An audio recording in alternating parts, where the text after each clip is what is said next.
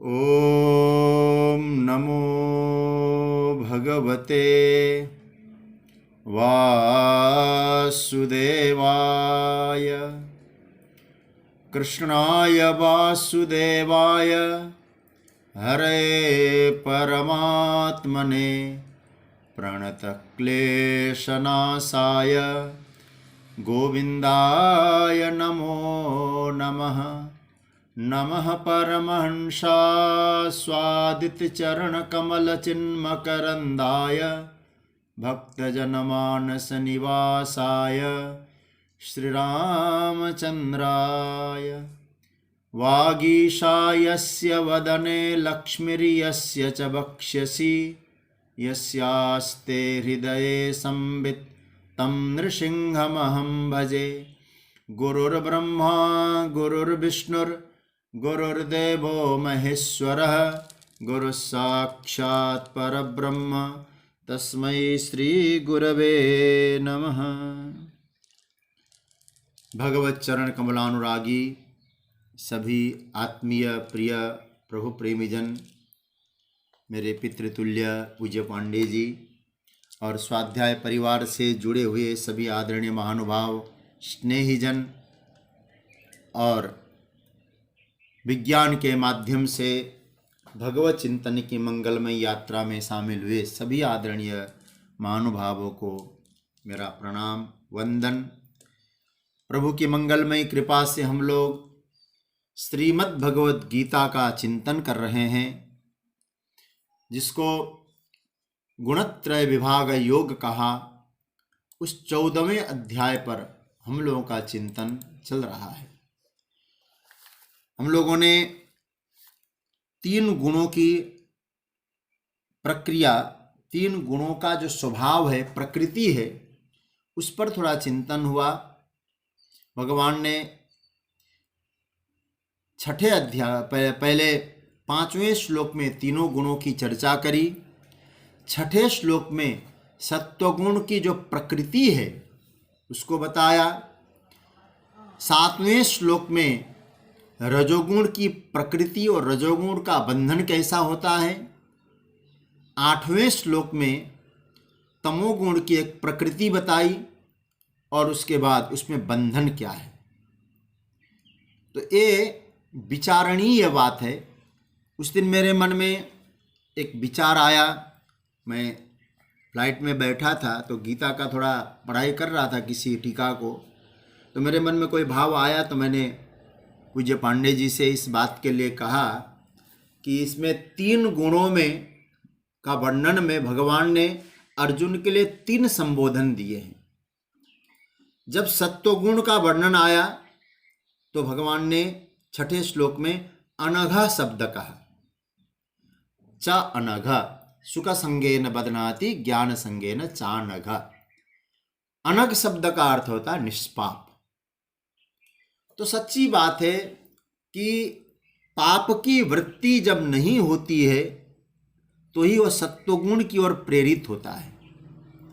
इसलिए यह अनघा शब्द युक्ति संगत प्रतीत होता है, क्योंकि अर्जुन पाप की तरफ तुम्हारी प्रवृत्ति नहीं है, इसलिए तुम सत्व की ओर बढ़ रहे हो। इसलिए सत्वगुण के लक्षणों में अनघा संबोधन है।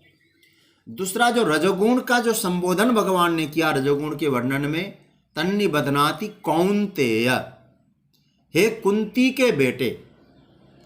कुंती के पुत्र से संभवतः भगवान ये कहना चाहते हैं कि जब शांति दूत बन के मैं आया कि पांडवों की ओर से, और माता कुंती के पास गया मिलने के लिए, और मैंने पूछा कि माँ, बुआ, एक बात बताइए, मैं पांडवों को आपकी ओर से क्या संदेश दूं।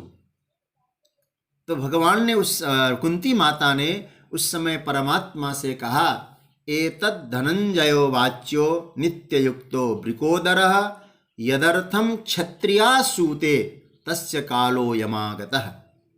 इसका अर्थ होता है, हे कन्हैया, हे कृष्ण, हे वासुदेव, आप मेरे पुत्र अर्जुन को और भीम को ये जरूर कहना, जिस समय के लिए क्षत्राणी गर्भ धारण करती है वो समय अभी आ गया है, मतलब युद्ध के लिए तत्पर हो जाओ।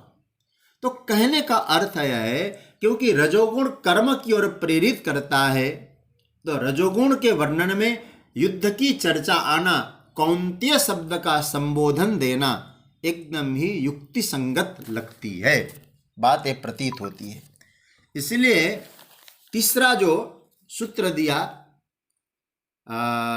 8वें श्लोक में तमोगुण के वर्णन में, तमस्त्व ज्ञानजम विद्धि मोहनम सर्वदेहिनां प्रमादालस्य निद्राभिस्तन्निबध्नाति भारत। और यहाँ जो संबोधन दिया वो भारत, ऐसे भारत शब्द का अर्थ बनता है भाति तिभा भानम ज्ञानम ज्ञाने रता स्थिता प्रतिष्ठिता इति भारता। जो ज्ञान में स्थित है, ज्ञान में प्रतिष्ठित है, ज्ञान में रत है, वो भारत है। तो इसका मतलब है, इसका दो अर्थ बन सकता है, कहीं उन विषयों में रत मत हो जाना क्योंकि तुम भारत हो, क्योंकि भारत का अर्थ है तुमको ज्ञान में रत होना है, और ज्ञान का कार्य तमोगुण नहीं है, ज्ञान का कार्य सत्वगुण है। तो तमोगुण में यदि तुम हो तो ऊपर उठने की कोशिश करो, सत्व में पहुंच जाओ, क्योंकि भगवान पहले भी अर्जुन को कह चुके नित्य सत्वस्थो भव, नित्य सत्वगुण में स्थित हो जाओ। तो ये तो हुआ इन संबोधन के विषय में कुछ चिंतन। अब आगे बढ़ते हैं, आइए थोड़ा श्लोकों की संख्या को भी आगे बढ़ाते हैं। भगवान ने कहा था और हम लोग पढ़ चुके हैं कि तीनों गुण बांधते हैं, इसलिए मैंने आपका ध्यान भी उधर दिलाया था कि सुख संगेन बदनाति, यहाँ भी बदनाति आया, तन्नि बदनाति कौंतेय, रजोगुण में भी बदनाति आया, और महाराज फिर आया तन्नि बदनाति भारत, तमोगुण में भी बदनाति शब्द आया। बांधते हैं। अच्छा, ये डायरेक्ट बांधते हैं कि बांधने से पहले कुछ काम भी करते हैं? ध्यान से सुनिएगा इस बात को पहले। मतलब डायरेक्ट रस्सी लेकर बांधने का काम करते हैं कि बांधने से पहले कुछ लक्षण भी दिखाई देते हैं? किस तरह से बांधते हैं? जैसे किसी को ऑपरेशन करना होता है, पहले उसको बेहोश किया जाता है, तब पहले उस प्रकार की जो प्रक्रिया चालू होती है। तो बांधने से पहले भी तो कुछ करते होंगे एक गुण। भगवान ने कहा, हाँ अर्जुन, बांधने से पूर्व एक गुण क्या क्रिया करते हैं, इन गुणों की प्रक्रिया क्या होती है, अब भगवान 9वें श्लोक में उस बात को बता रहे हैं। अब ये ध्यान से सुनिएगा, पहले इसका पाठ करते हैं। 9वां श्लोक, सत्वं सुखे संजयति रजः कर्मणि भारत ज्ञानमावृत्य तु तमः प्रमादे संजयत्युत। सत्वं सुखे संजयति रजः कर्मणि भारत ज्ञानमावृत्य तु तमः प्रमादे संजयत्युत। अब पहले इसका अन्वय देखिए। भारत सत्वं सुखे संजयति रजः कर्मणि तु तमः ज्ञानम आवृत्य प्रमादे उत संजयति। रिपीट कर रहा हूं, भारतः सत्वं सुखे संजयति रजः कर्मणि तु तमः ज्ञानम आवृत्य प्रमादे उत संजयति। ये बात बताई। तो देखिए, भारतः शब्द यहाँ भी संबोधन में भगवान ने कहा, हे भरत वंश में उत्पन्न हुए अर्जुन, सत्वं सुखे संजयति, सत्वगुण सुख में लगाता है पहले, अर्थात सुख की ओर आसक्त बनाता है। रजः कर्मणि, रजोगुण कर्म में आसक्ति पैदा कराता है। तू परंतु तमः ज्ञानमावृत्य, तमोगुण ज्ञान को ढक करके, प्रमादे प्रमाद में, उतः भी संजयति लगाता है। मतलब सत्वगुण सुख में आसक्त करा के बांधता है, रजोगुण कर्म में आसक्ति पैदा कराता है, और तमोगुण ज्ञान को ढक करके प्रमाद में लगाता है। संजयति आसक्त बनाता है। प्रमाद शब्द का अर्थ मैंने पहले भी कहा था, प्रमादो नाम प्राप्त कर्तव्य अकरणम। प्राप्त जो हमारा कर्तव्य है उसको न करने का, जानते हुए न करने का। आलस्य में तो कर्तव्य बोध नहीं होता है, प्रमाद में कर्तव्य बोध होने के बाद भी वो नहीं करता, वो प्रमाद है। तो आइए उपर्युक्त जो श्लोक है, कौन सा, जो अभी मैंने बताया 9वां श्लोक, ये जो श्लोक है ना, उससे पहले 6, 7, 8 जो 3 श्लोक है, उन 3 श्लोकों को एक समराइज कर दिया प्रभु ने।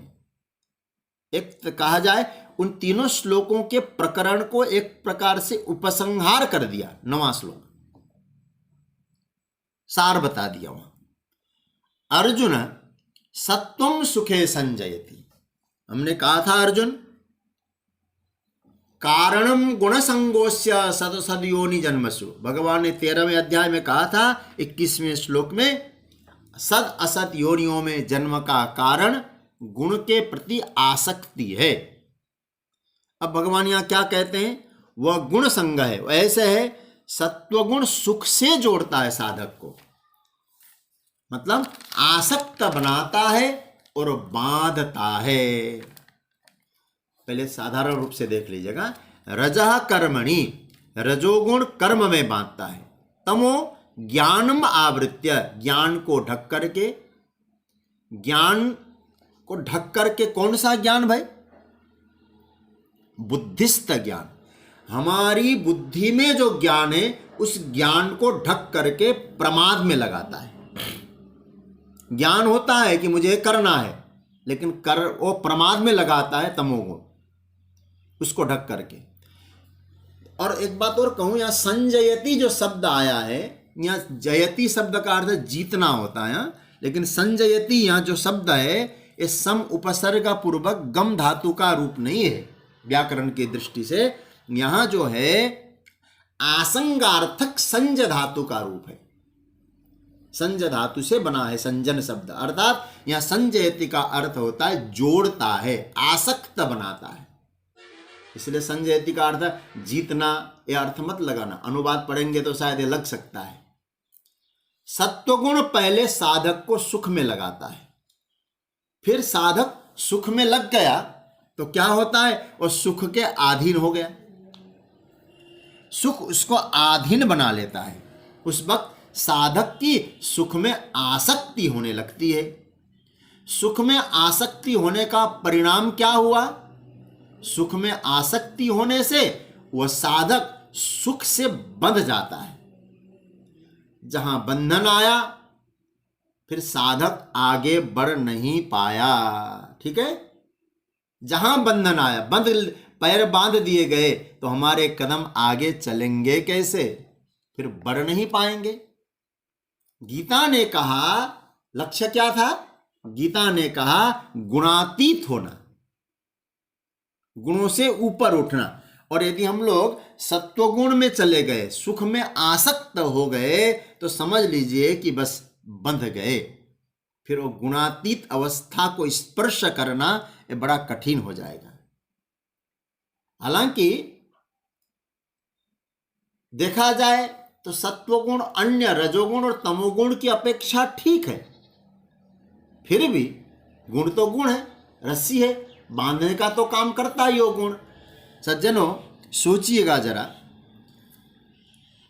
सत्वगुण, जब भगवान ने 6ठे श्लोक में क्या कहा था, गीता का पुस्तक देख लेना, 6ठे श्लोक में कहा था, 2 चीजें बताई थी, सुख संगेन और ज्ञान संगेन। लेकिन जब तम सत्वगुण की चर्चा भगवान ने 9वें श्लोक में करी, वहां सुख का प्रयोग तो किया लेकिन ज्ञान का प्रयोग नहीं किया। पकड़ में आई बात, वहां सुख कहा, सत्वम सुखे संजयति, ये नहीं कहा सत्वम ज्ञाने संजयति। ज्ञान को क्यों हटाया भगवान ने, इसको थोड़ा सा चिंतन करना है। देखिए, इसका अभिप्राय है आदमी सुख की आसक्ति से बंधता है। जैसे ज्ञान होने पर आदमी को एक अभिमान आ जाता है कि मैं कितना ज्ञानी हूं, मैं सब कुछ जानता हूं, बाकी और कोई जानने वाले नहीं है। उस समय क्या होता है, उसको ज्ञान का अभिमान हो जाता है। अभिमान का ज्ञान नहीं होता है, ज्ञान का तुरंत उसको अभिमान होता है। और अभिमान में भी एक प्रकार का सुख होता है। अभिमानी व्यक्ति अपने आप को अभिमानी साबित करके सुख की अनुभूति करते हैं। आप इस बात पर सोचिएगा जरा।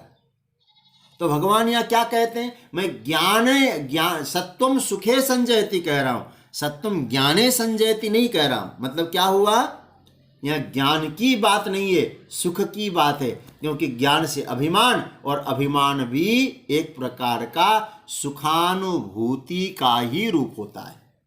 मैं जानता हूं, ये बात आती है। इसलिए प्रभु ने कहा कि देखो भाई, सत्वम सुखे संजयति। दूसरा क्या बताया ठाकुर जी ने, रजः कर्मणि भारत। हे अर्जुन, और ये संजयति शब्द सब जगह जोड़ना। सत्वम सुखे संजयति, रजः कर्मणि संजयति, ज्ञानम आवृत्य तमः प्रमादे संजयति। ये संजयति शब्द सब जगह लगाइएगा। रजोगुण अर्जुन कर्म में लगाता है, कर्म में आसक्त बनाता है। देखिए, मनुष्य मात्र की स्वाभाविक एक रुचि होती है कुछ करने की। जैसे कोई शिशु है ना, उस शिशु को कोई हाथ पैर पटकता है, कोई खिलौने को से खेलता है। अब आप उसके उस प्रक्रिया को बंद कर दीजिएगा तो क्या होगा, वो रोने लगता है, वो चिल्लाने लगता है। वो सहज प्रवृत्ति कुछ करने की होती है, वो विह्वल हो जाता है। यही कर्म के हम अब इसी तरह से कोई साधक किसी कर्म को लेकर आगे बढ़ता है तो उस कर्म की प्रवृत्ति में रुकावट आ जाती है, तो साधक विह्वल होने लगता है। यही कर्मासक्ति है। तो भगवान, देखिए एक बात और कहूं, ये जो आसक्ति है रजोगुण, ये बंधन कारक है। अब आप लोग एक प्रश्न कर सकते हैं, जब कर्म रजोगुण है और बांधता है, तो भगवान ने फिर कर्मण्य बाधिकारस्ते क्यों कहा। अर्जुन तुम कर्म करो, मैं कहता हूं कर्म से ही सब कुछ है, कर्म करो। ये बात विचार करिएगा, भगवान ने कर्म के लिए मना नहीं किया है, लेकिन कौन सा कर्म, जो कर्म लक्ष्य विहीन हो। जैसे मैं कर्म कर रहा हूं, किसान का काम कर रहा हूं, भाव क्या है, किसान, मैं खेत में अन्न पैदा करूंगा, मेरे घर में गौ ब्राह्मण हैं, मैं ब्राह्मणों की सेवा करूंगा, संतों की सेवा करूंगा। कर्म तो कर रहा है, लक्ष्य क्या है। लक्ष्य विहीन कर्म जब हो जाता है और रजोगुण बांधने लगता है। यदि आपको लक्ष्य ठीक बनाना है तो लक्ष्य विहीन कर्म न हो। ध्यान देना इसको। इसलिए भगवान ने छठे अध्याय में क्या कहा था, छठे अध्याय के चौथे श्लोक में, यदा हि नेन्द्रियार्थेषु न कर्म स्वनुसज्जते सर्व संकल्प संन्यासी योगारूढ़स्तदुच्यते। योगारूढ़ जो व्यक्ति होगा वो कर्म में लगेगा ही लगेगा, कर्म में लगता है। इसलिए वो कर्म जब योगारूढ़ बनके अनासक्त होके करोगे तो आपके लिए बंधन कारक नहीं है, लेकिन वो कर्म रंगने वाला बन जाएगा, रजोगुण वाला हो जाएगा, वो बंधन कारक होता है। सत्वम सुखे संजयति रजः कर्मणि भारत ज्ञानमावृत्य तु तम प्रमादे संजयत्युत। भगवान कहते ज्ञानम आवृत्य, तमोगुण क्या करता है, ज्ञान को ढक देता है, ज्ञान को जागृत होने नहीं देता है। संसार में ऐसा कोई व्यक्ति नहीं जिसको ज्ञान न हो, सबको ज्ञान है, लेकिन वो ज्ञान को जागृत होने नहीं देता है। एक काम है तमोगुण का, ज्ञान को आवृत्य करके रखता है। फिर क्या करता है, प्रमादे संजयति, प्रमाद में आसक्त बनाता है। जैसे हमको मालूम है अथवा मालूम है या नहीं चिंता, हम आए क्यों? जो देख रहे हैं, कोई भी यहाँ शाश्वत नहीं रहा, जो आया है वो गया है, हाँ? कोई शाश्वत नहीं है। अभी एक जगह चर्चा चली थी, शायद कुछ लोग जुड़े होंगे, नागपुर में मेरी कथा थी और ठाकुर जी की कृपा से बहुत स्नेहीजनों ने बड़ा स्नेह दिया। वहाँ मैंने वह एक चर्चा की थी कि आज जिन कई पीढ़ियों की बात आती है, अपने कितने पीढ़ियों का नाम हम जानते हैं, जरा सोचिए। दादा परदादा तक, उसके बाद तो नाम भी नहीं आता, फोटो भी नहीं होते उनके। आप इस बात पर सोचिएगा जरा, दादा परदादा, परदादा तक सोचो, दादा तक चलो कोई नाम भी है, किसी किसी के पास फोटो भी, परदादा। अब परदादा की बात आती है तो परदादा का, चलो कोई लोग तो परदादा को भी जान गए, लेकिन आप सोचिएगा क्या उससे पहले कुछ थे नहीं क्या? कोई थे तो जरूर। यदि वो नहीं होते तो आज हम कैसे होते? वे थे इसलिए तो हम हुए हैं, लेकिन क्या आज उनके नाम हमको याद है? उनके फोटो को समझ में आ रहा है? उनका फोटो कहाँ है? नहीं है ना। अब आप इस बात को सोचिए, आज से 4 पीढ़ी आगे की हम नहीं जानते, पीछे की जो हमसे आगे पूर्वज है उनको हम नहीं जानते, तो क्या ये निश्चित नहीं है आने वाली 3 पीढ़ी 4 पीढ़ी जब बढ़ती जाएगी हम भी ऐसे ही खो जाएंगे? ना हमारा नाम होगा, ना हमारा कोई चित्र होगा। तो इसका अर्थ क्या हुआ? ये तो रैन बसेरा है, आए और गए। तो अब इस बात को हमें मालूम होना चाहिए, लेकिन ये बात नहीं मालूम पड़ता। और इस बात को मालूम हो के क्या करना चाहिए? सत्कर्म करें, परमात्मा से जुड़ें, असत कर्म में प्रवृत्त न हो। लेकिन हम लोगों ने क्या किया? उस जो वास्तविकता है वो नहीं समझ पाए। क्यों? संजयति आवृत्य, तमोगुण में ऐसे फंस गए हम लोग कि वो हमारा जो वास्तविक ज्ञान है, जो होना चाहिए, उसको ढक दिया है। खत्म किया नहीं कहूंगा मैं, खत्म किया होता तो फिर कभी आता ही नहीं। कई बार लोगों को लगता है ना, अरे भैया मेरे गुरुजी ने मुझे जगा दिया, मुझे नहीं मालूम था कुछ भी। तो इसका मतलब क्या हुआ? इसका अर्थ ये हुआ कि हमारे में था, इसलिए तो आज मालूम पड़ गया। तो तमोगुण करता क्या है? ज्ञान को आवृत्य करके साधक को प्रमाद में आसक्त बना देता है। ध्यान रखना, तमोगुण ज्ञान को नष्ट नहीं करता। याद रखिएगा इस बात को, मैं जो 7 शब्द प्रयोग कर रहा हूं, तमोगुण ज्ञान को नष्ट कर ही नहीं सकता है। हां, तमोगुण ज्ञान को ढकता है, आवरण कर देता है। कौन से ज्ञान को भाई? बुद्धिस्थ ज्ञान को। क्योंकि ज्ञान कहां है? बुद्धि में है। जो बुद्धिस्थ जो ज्ञान है, उस ज्ञान को तमोगुण नष्ट नहीं करता, एकदम यस। आवृत्य, आवृत्य मतलब ढकता। विनाश्य शब्द का प्रयोग भगवान ने नहीं किया है, विनाश करके नहीं कहा है। आवृत, आवृतम ज्ञान में तेन ज्ञानिनो नित्य भैरिणा काम रूपेण कौन्ते। गीता में तो भगवान ने कई बार कहा है। क्या कहा प्रभु ने? आवृत्य ज्ञानम तू तमः प्रमादे संजयति।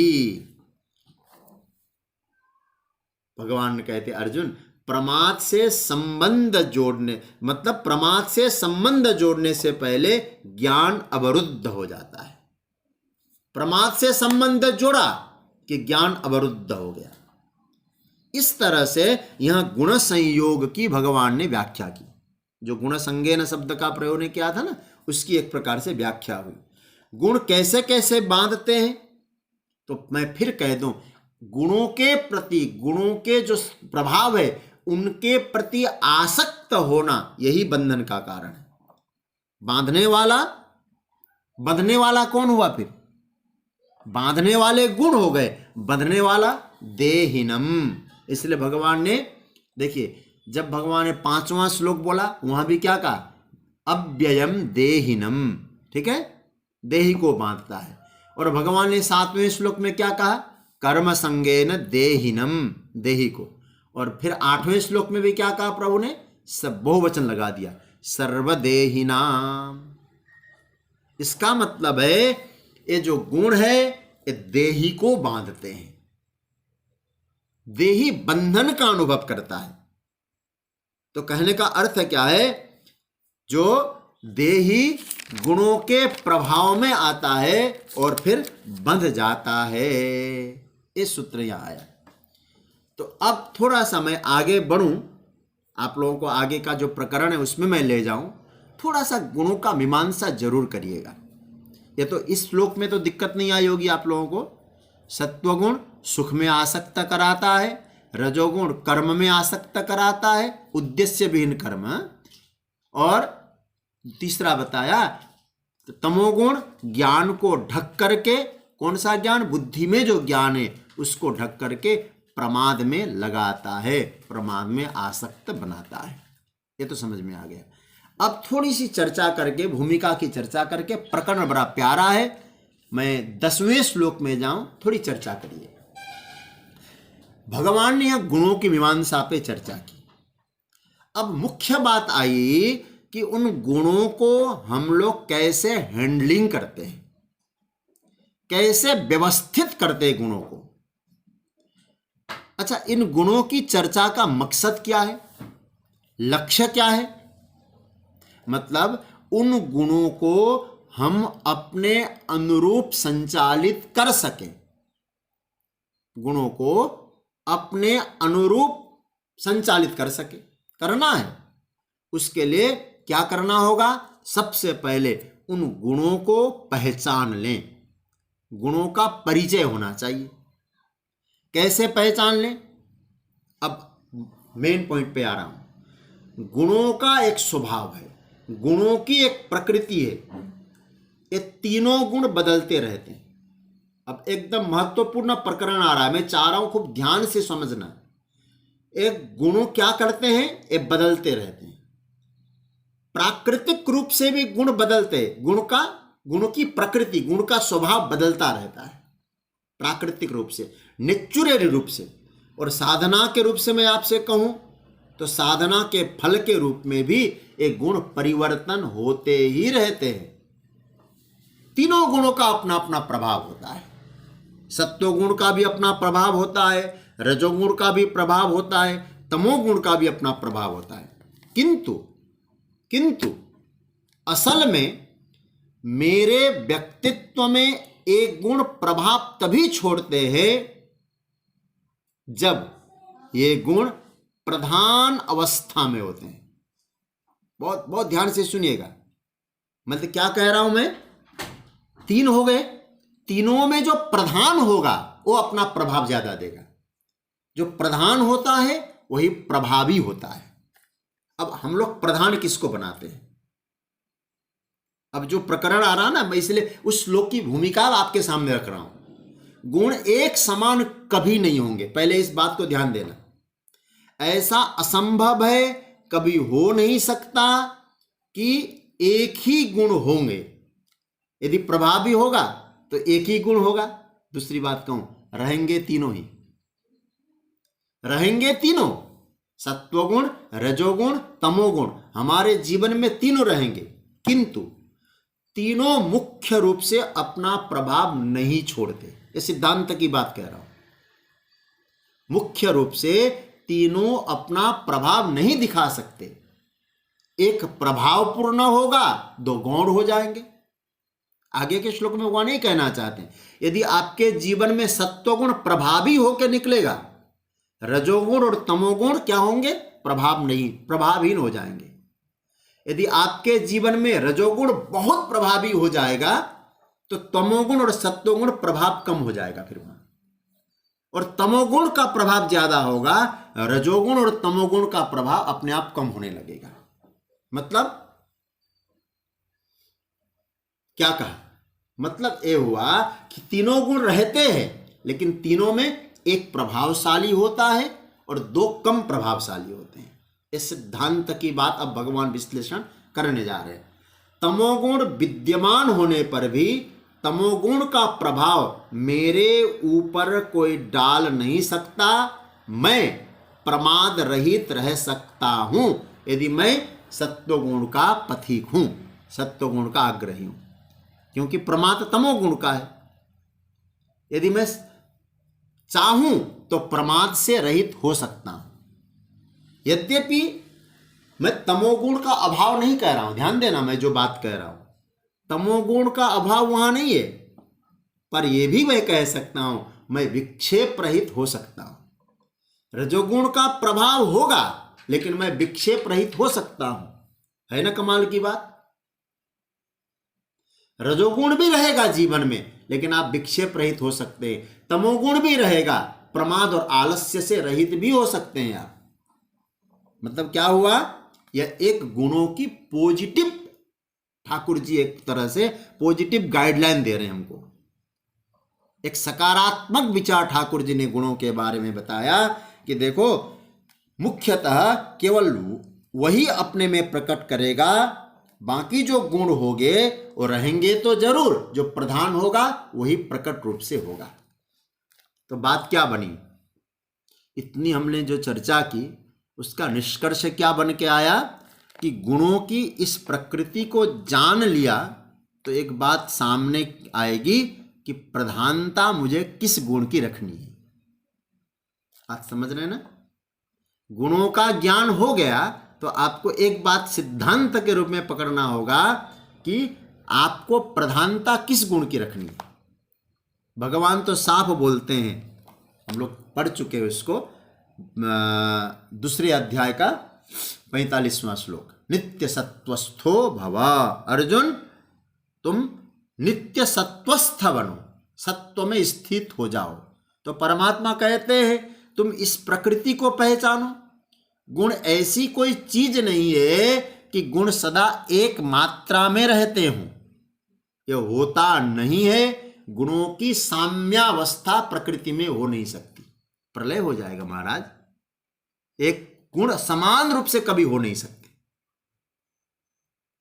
चलिए अब हम प्रवेश करते हैं। अब इस बात को अच्छी तरह से आपको समझ में आ जाएगा कि एक गुण प्रभावशाली होगा तो दोनों गुण कम प्रभावशाली होंगे। ये भगवान अब बोल रहे 10वें श्लोक में, मतलब एक एक गुण को मनुष्य कैसे हैंडलिंग कर सकता है। भगवान कह रहे हैं बहुत ही बहुत प्यारा मंत्र है, मैं बोलो फिर आप लोग बोलिएगा। 10वां श्लोक, रजस्तमश्चाभिभूयः सत्वं भवति भारत, रजः सत्वं तमश्चैव तमः सत्वं रजस्तथा। क्या बनेगा इसका अन्वय, भारत रजः च तमः अभिभूय सत्वं भवति च रजः सत्वं तमः तथा एव तमः सत्वं रजः। यह है अन्वय। अब इसका अर्थ देखना, भारत, भारत मतलब हे भरत वंश में उत्पन्न अर्जुन, रजः च तम अभिभूय, रजोगुण और तमोगुण को अभिभूय, अभिभूय का अर्थ होता है दबा करके, उसको पराजित करके, दबा करके, सत्वम भवति, सत्वगुण बढ़ता है। मतलब रजोगुण और तमोगुण को दबाने से सत्वगुण बढ़ता है, समझ रहे होंगे, सत्वगुण होता है। च मतलब और, रजः सत्वम तमः, और रजोगुण और सत्वगुण को दबाकर तमोगुण बनता है।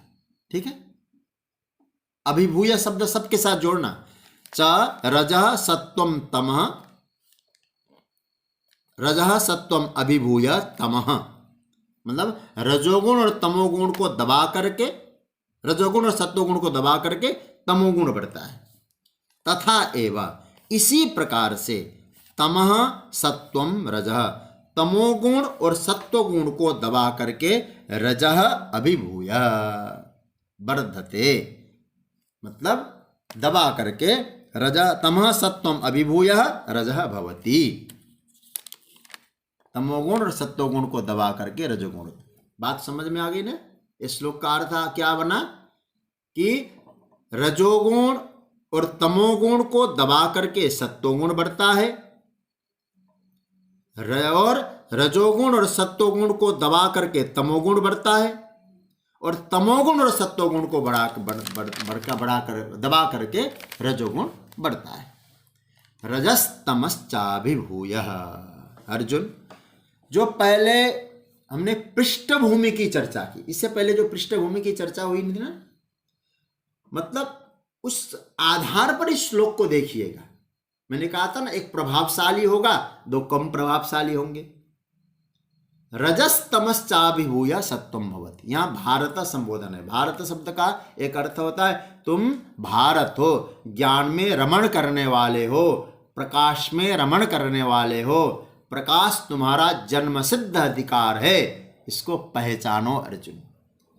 अच्छा, सत्वगुण कब बढ़ता है? जब रजोगुण और तमोगुण को पराजित कर किया जाता है, उसको दबाया जाता है, तो सत्वगुण की प्रधानता बढ़ जाती है, प्रधानता बनती है महाराज। तब क्या होता है? आहा, बहुत बढ़िया भाव दिया है महाभाष्य में। भगवान शंकराचार्य कहते हैं सो कार्यम आरभते, वो अपने कार्य में लगता है। सत्वगुण का जो कार्य है ना, वो तब सत्वगुण का कार्य चालू होता है। कि आपने अनुभव किया होगा, देखिए जब गहरी नींद आती है ना, रजोगुण और सत्वगुण दबते हैं कि नहीं दबते? वो दबते हैं ना। आपको काम का मतलब है, ना कोई चिंतन होता है। तो इसका मतलब है कि तमोगुण जब आपने स्वीकार किया, रजोगुण और सत्वगुण दबा कि नहीं दबा? तो भगवान यहां कहते हैं कि हो सकता है, संभव है। इसका अर्थ क्या है? जब सत्वगुण समृद्ध होता है, तब मेरे चित्त में सुख की स्थिति, ज्ञान की स्थिति उत्पन्न कर सकता है। केवल सत्वगुण हो तब नहीं, जब सत्वगुण मुख्य भूमिका में हो। बात समझ रहे हैं ना? आप कहते मैं तो सात्विक वृत्ति का हूं, तो सात्विक वृत्ति का है, तो सात्विकता में क्या होता है? दो गुण आते हैं, वो आप पढ़ चुके हैं, सुख और ज्ञान। सुख और ज्ञान कब प्रभावशाली होंगे? जब सत्वगुण प्रभावशाली होगा। अच्छा, केवल सत्वगुण प्रभावशाली होने से बनेगा? भगवान कहते गलत धारणा है तुम्हारी। सत्वगुण प्रभावी हो केवल इतना काफी नहीं है, रजोगुण और तमोगुण दबे भी होने चाहिए। एक को आपने प्रभावशाली बनाया, दूसरा दबे होने चाहिए। इसी तरह से रजोगुण को देखना, रजोगुण तभी क्षमतावान बनेगा जब रजोगुण प्रधान होगा। रजोगुण होने से चिंता नहीं है, पहली बात तो आपको स्पष्ट कर दूं। तमोगुण होने से भी चिंता नहीं है, लेकिन भगवान क्या कहते हैं? रजः सत्वम तमश्चैव भवति भारत शब्द सबके साथ जोड़ना। रजः भवति भारत कब होगा? तो कहते हैं सत्वम तमश्च अभिभूय। सत्वगुण ऊपर से जोड़िएगा, रजोगुण होगा कब होगा? सत्वम तमश्च अभिभूय। मतलब एक को पराजित करने से काम नहीं बनेगा। सत्वगुण कब बढ़ेगा? रजोगुण च का अर्थ है और, तमोगुण दोनों को पराजित करना पड़ेगा। ठीक है, ऐसा ही तमो भवति भारत कदा सत्वम रज अभिभूय। सत्वगुण रजोगुण दबे, तमोगुण बढ़े। मतलब अब क्या अर्थ निकला कि एक गुण की प्रधानता तब बनती है जब शेष गुण पराजित हों, दबे। अब इसको ध्यान से समझना। प्रधानता का कार्य मतलब क्या है? प्रधानता का मतलब स्वकार्यम आरभते, वो अपने काम को चालू करता है। अच्छा, गुण का प्रभाव भी तभी बनेगा जब प्रधान हो। अच्छा, एक बात, दो चीजें होती है। विद्यमान होने मात्र से प्रभावशाली होगा ऐसा अर्थ मत करना। वह गुणों का स्वभाव नहीं है, केवल है, इतने से काम नहीं बनेगा। जैसे लकड़ी है ना, लकड़ी में अग्नि है कि नहीं है? सब जानते हैं है। अब लकड़ी के बोझा को सर पे लेके हम घूम रहे हैं, हमारे सर के बाल जलते हैं? नहीं जलते। और आप इस बात को भी मानते हैं कि लकड़ी में अग्नि है। तो मैं आपको एक बात कहूं, लकड़ी में जो अग्नि है ना, वो विद्यमान अग्नि है, सक्रिय नहीं है। तो गुण तो आप में है, सत्वगुण भी है, रजोगुण भी है, तमोगुण भी है, लेकिन क्या प्रभावशाली कौन सा है? केवल होने मात्र से काम नहीं बनेगा, वो प्रभावी होना भी चाहिए, प्रभावशाली हो जाए। तो इसका मतलब क्या हुआ? गुणों का स्वभाव भी जानना चाहिए कि गुण किस प्रकृति के होते हैं। फिर मैं आपसे कह दूं, मुझ में सत्वगुण है, केवल कहने से नहीं, होने से है तो सब में है, लेकिन उसको प्रभावशाली बनाना है। बात क्या बनी? बात यह बनी, जब एक गुण प्रधान बनता है, प्रभावशाली बनता है, तो दो गुण दब जाते हैं। ये तीनों गुण सृष्टि में समान रूप से कभी रह नहीं सकते। रहेंगे तीनों, पर एक प्रधान होगा, दो कम प्रधान होंगे। समान रूप से यदि सृष्टि में तीनों गुण रहेंगे, उसको क्या कहते जानते हैं? उसका नाम हो जाता है प्रलय। कहा गया है, प्रकृति जब साम्यावस्था में आ जाए, रजोगुण, सत्वगुण, तमोगुण एक जैसे हो जाए, उसका नाम है प्रलय। मैं एक बात और स्पष्ट कर दूं थोड़ा सा, क्योंकि बड़ा प्यारा प्रकरण है। सत्वगुण प्रधान होता है, रजोगुण और तमोगुण दबते हैं। रजोगुण प्रधान होता है, सत्वगुण तमोगुण दबते हैं, और तमोगुण जब बढ़ता है, सत्व और रज दब जाते हैं। इसलिए इनकी पहचान जरूरी है। अच्छा, एक बात मैं आपसे कहूं, क्योंकि गुणों की मीमांसा चल रही है, तो भगवान ने अर्जुन को दूसरे अध्याय के 45वें श्लोक में क्या कहा? त्रैगुण्य विषया वेदा निस्त्रैगुण्यो भवार्जुन निर्द्वंदो नित्य सत्वस्थो निर्योग क्षेमात्मवान। भगवान ने कहा नित्य सत्वस्थो, अर्जुन तुम्हें नित्य सत्वस्थ होना है। सत्वस्थ इसलिए कहते हैं क्योंकि रजोगुण और तमोगुण आप में प्रभावशाली न बने। ध्यान देना, रहेंगे जरूर, लेकिन प्रभावी सत्वगुण। तात्पर्य क्या बना? तात्पर्य यह बना, रजोगुण और तमोगुण दबाकर सत्वगुण को प्रकट करने की प्रेरणा मानो भगवान दे रहे हैं। कब दे रहे? नित्य सत्वस्थो भगवान। इसका अर्थ क्या हुआ? अब आपको सत्वगुण पैदा करना है, सत्वगुण को प्रभावी बनाना है, रजोगुण और तमोगुण की वृत्तियों को दबाना है। कैसे दबाएंगे? अब बारीकी से विचार करिएगा। रजोगुण दबाने का मतलब क्या है? व्यर्थ की जो सक्रियता हमारी रहती है ना, व्यर्थ की सक्रियता की जो वृत्ति है, उसको खत्म करना है। तमोगुण को दबाना का मतलब क्या है? आलस्य की वृत्ति को दबाना है। सक्रियता चाहिए, मैं कह रहा हूं एक्टिव होना चाहिए व्यक्ति, लेकिन व्यर्थ की जो सक्रियता है ना, वो ठीक नहीं है। साधना में विश्राम चाहिए, ये तमोगुण की वृत्ति है, लेकिन दबाना है। इसका अर्थ क्या हुआ? आलस्य नहीं करना है, आलस्य को दबाना है, विश्राम चाहिए। देखिए, फिर मैं आपसे कह दूं, विश्राम बुरा नहीं है, आलस्य बुरा है। फर्क क्या बना? फर्क कुछ बना? विश्राम का अभिप्राय है आवश्यक, जरूरत, जिससे शरीर मन ताजा बना रहता है, ठीक बना रहता है। और विश्राम क्या है? विश्राम की छोटी सी परिभाषा कह दो, जो श्रम के लिए आपको तैयार रखे, मेहनत करने के लिए तैयार रखे, उसका नाम है विश्राम। यही विश्राम की परिभाषा। मतलब विश्राम का अर्थ है कि आपको श्रम के लिए तैयार किया गया है, श्रम के योग्य बन सकें, मेहनत करने के लायक बन सकें, इसीलिए हम विश्राम करते हैं। जिस श्रम ने मेहनत करते करते हमको तोड़ दिया, जिस श्रम ने हमको तोड़ दिया, थका दिया, उसको ऊर्जा को फिर जीवित करना है। विश्राम ने हमको नया जीवन दिया, नई ऊर्जा दी, नई एनर्जी प्रदान की, फिर क्या हुआ? श्रम करने के लायक बने। ध्यान देना, ये आपने तमोगुण को दबाने का, उपयोग करने का तरीका सीखा है।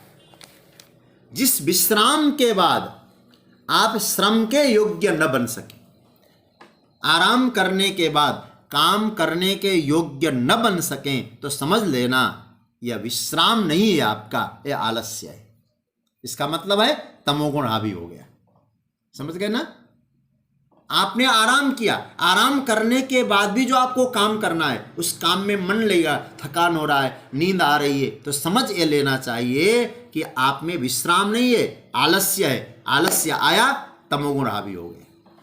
तो इसका मतलब हुआ सत्वगुण रजोगुण क्या हुआ? दब गए। विश्राम आपको और विश्राम की ओर ले जाए, ऐसा होता है ना। विश्राम आपको और विश्राम की ओर ले, जैसे सुबह आपको जगा दिया ठाकुर जी ने 5 बजे, नींद पूरी हो गई, रात को 10 बजे सोए थे, सुबह 5 बजे जग गए आप, अथवा अलार्म ने जगाया, स्वयं जग गए। अब उसके बाद आपको 5 बजे जगकर अपना नित्य कर्म जो भी करना हो आप में लगना चाहिए। लेकिन 5 कौन उठे, सुबह 5 बजे फिर सो गए, तो विश्राम ने फिर विश्राम कराया, तो ये बहुत खतरा हो जाएगा। इसका सीधा सा अर्थ है आप सावधान हो जाइए, क्योंकि तमोगुण प्रभावशाली हो गया, रजोगुण सत्वगुण दब गए। ठीक है, इसको समझ लेना थोड़ा सा। ठीक यही बात आप श्रम के लिए समझें। श्रम मतलब क्या है? रजोगुण। विश्राम मतलब तमोगुण। अब रजोगुण के लिए आप समझना, इतना प्यारा प्रकरण लगता है मुझे। अब रजोगुण के लिए कैसे समझना? देखिए, श्रम, मेहनत, परिश्रम आप कर रहे हैं। क्यों कर रहे हैं? बोले आप विश्राम के योग्य बन सके, विश्राम के लायक बन सकें, इसलिए आप श्रम कर रहे हैं, परिश्रम कर रहे हैं। यदि ऐसा कोई श्रम करेगा, विश्राम में जाने नहीं देता, नींद में जाने नहीं देता, नींद आती नहीं है, गोली खाने के बावजूद भी नींद में खलल पैदा होती है, तो श्रम नहीं है आपके लिए। तो श्रम के नाम पर विक्षिप्तता हो गई आपकी, जिसको कहते हैं न्यूरोटिक मामला हो गया, फिर वो श्रम नहीं रहा हो। अरे आपने मेहनत की, परिश्रम किया है, आपको विश्राम मिलना चाहिए। श्रम करिए लेकिन विश्राम भी करिए, दोनों का समन्वय तो आवश्यक है ना। ठीक श्रम होगा तो श्रम के बाद आदमी सो जाएगा।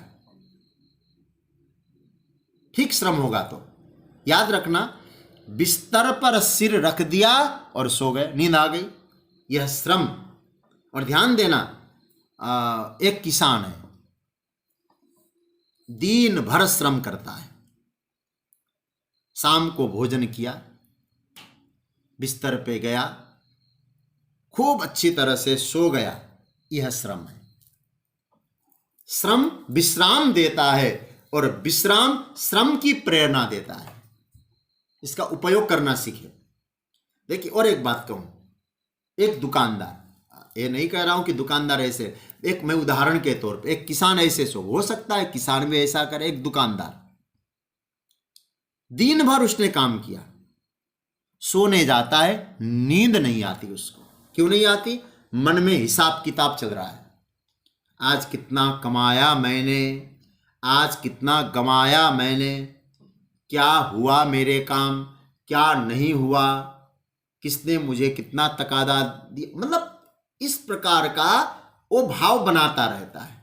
तो क्या तात्पर्य निकला? तात्पर्य ये निकला, दुकानदार के श्रम में कहीं भूल है, श्रम को व्यवस्थित नहीं कर पाया हो सकता है किसान में ये भाव हो। मैं तो एक उदाहरण के रूप में आपको कह रहा हूं, मतलब यह सिर्फ श्रम नहीं है, मतलब लोभ की विक्षिप्तता है, लोभ के कारण विक्षिप्त हो गया। इससे यह देखना पड़ेगा कि श्रम और विश्राम को अच्छी तरह समझना होगा। किसान आवश्यकता के लिए श्रम कर रहा है, दुकानदार आकांक्षा के लिए श्रम कर रहा है। मैं ये कह रहा हूं, हो सकता है किसान आकांक्षा के लिए श्रम करे, दुकानदार आवश्यकता के लिए श्रम करे, हो सकता है। मैं तो केवल उदाहरण दे रहा हूं। मतलब क्या बात आ गई? एक 99 के चक्कर में है और एक 99 के चक्कर में नहीं है। बात इतना ही है।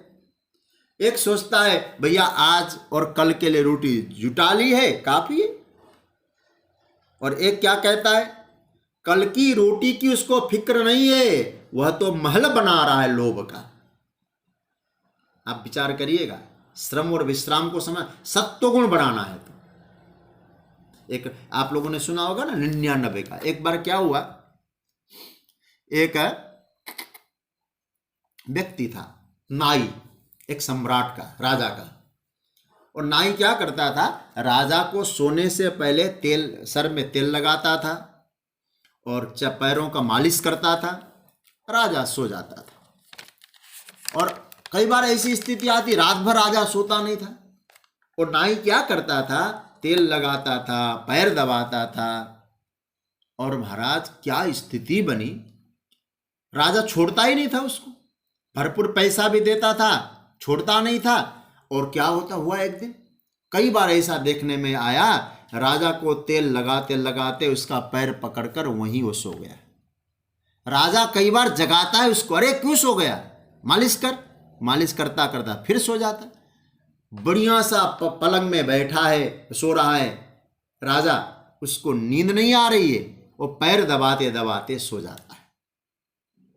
विचार करिएगा, उसका जो मंत्री था, एक दिन राजा ने सोचा, मंत्री से पूछा, मंत्री बड़े चतुर थे, कहा कि क्या चक्कर है, मैं राजा बहुत बढ़िया मखमली गद्दे पे सोता हूं, नींद आती नहीं है, और ये नाई मेरे पैर दबाता है, दबाते दबाते खर्राटे लेने लगता है, मजे की नींद सोता है।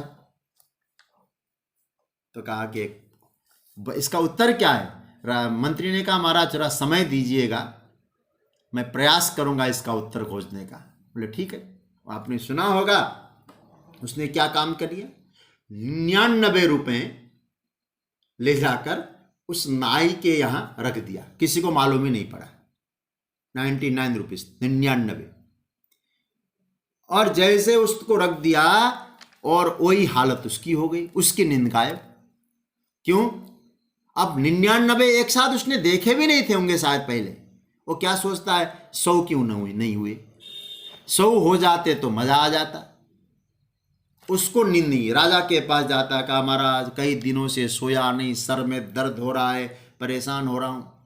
मंत्री ने कहा महाराज समझ में आया क्या हुआ। बोले पहले 99 का चक्कर नहीं था, इसलिए नींद आती थी, 100 अब 99 मिल गया, 100 बनाने के चक्कर में वो सोता नहीं है। तो इसका सीधा सा अर्थ क्या बना, अर्थ ये बनता है कि हम लोग जो श्रम और विश्राम को बैलेंस नहीं कर पाते हैं। अब मैं आपको कहूं सत्वगुण पैदा करना है आपको, क्योंकि मुख्यतः तमोगुण से रजोगुण, रजोगुण से सत्वगुण, इस समय हम गुणातीत नहीं बने हैं, लेकिन सत्वगुण की प्रधानता तो कायम करना है हमको।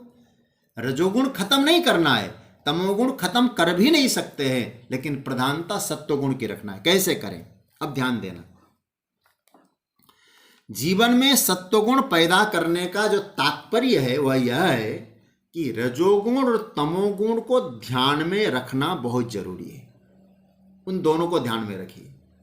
मतलब तमोगुण का उतना उपयोग करना जिससे कि विश्राम तो मिल सके, आलस्य उत्पन्न न हो। पॉइंट आपने पकड़ लिया। तमोगुण का प्रयोग करिए जीवन के लिए, तमोगुण का भरपूर प्रयोग करिए। कितना प्रयोग करिए, विश्राम के लिए प्रयोग करिए, आलस्य के लिए नहीं। तो तमोगुण आपके जीवन में प्रभावी नहीं होगा। रजोगुण को देखिए, रजोगुण का उतना प्रयोग करिए कि जीवन की आवश्यकता की पूर्ति हो, लोभ पैदा न हो। जीवन में आवश्यकता की पूर्ति हो, लोभ पैदा न हो, और व्यर्थ की सक्रियता न बढ़े। और भीतर से सोचना, जीवन में आज तक आकांक्षा की पूर्ति हुई किसकी है, इच्छा की पूर्ति आज तक संसार में किसकी हुई है। परात्पर परब्रह्म भगवान राम जिनके घर में अवतरित होते हैं, ऐसे महाराज दशरथ जी की इच्छा की पूर्ति हुई? अपने आप से पूछिए। परमात्मा के पिता की भी इच्छा की पूर्ति नहीं होती, हम लल्लू पंजू की हो जाएगी।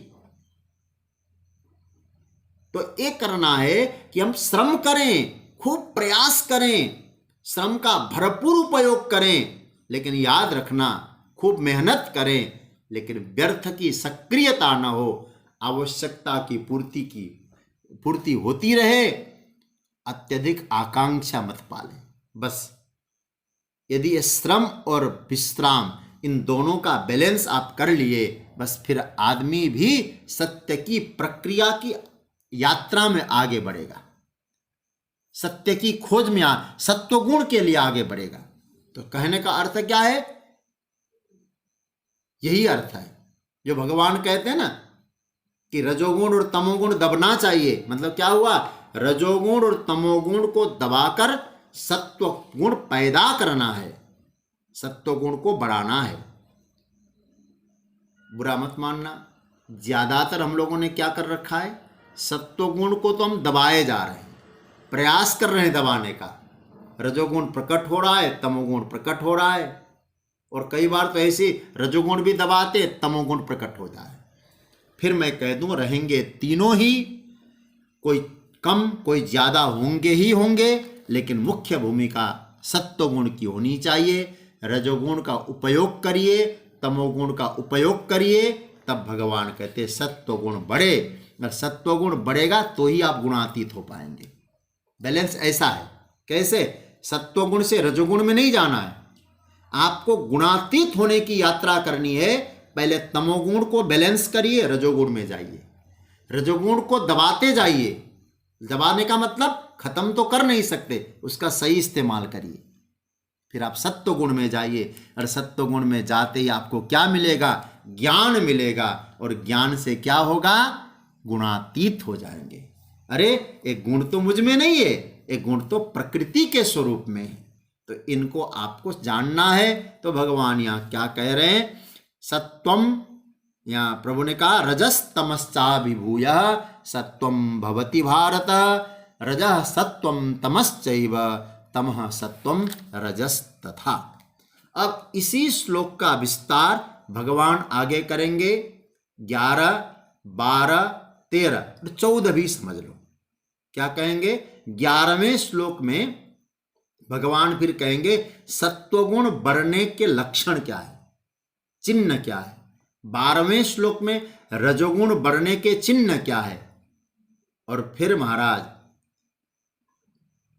13वें श्लोक में तमोगुण बढ़ने के साधन क्या है, क्या लक्षण है, ये बात प्रभु ने बताई है। तो इन पर हम लोग चिंतन करेंगे, और ये बहुत ही महत्वपूर्ण प्रकरण है। जीवन में सात्विकता को रखना है, और धीरे धीरे धीरे धीरे रजोगुण और तमोगुण दबते रहें, और सत्वगुण में पहुंचिए। उसका भरपूर उपयोग करिए, लेकिन समझकर उपयोग करिए। बिना समझे उपयोग करेंगे तो गड़बड़ हो जाएगा, क्योंकि अग्नि को भी समझकर उपयोग करेंगे।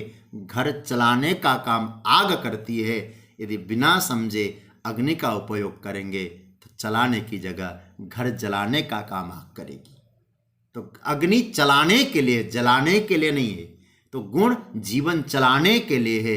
इन गुणों को चलाना सीखिए, इनके भाव को जानिए, उपयोग करिए, सही ढंग से इसका इस्तेमाल करके देखिए। ये आनंद देते हैं, ये बांधते तो हैं, लेकिन आप सही ढंग से बंधे, सही ढंग से इसको इस्तेमाल कर दिया तो आपको कोई दिक्कत नहीं है, गुणातीत होने में देर नहीं लगेगी।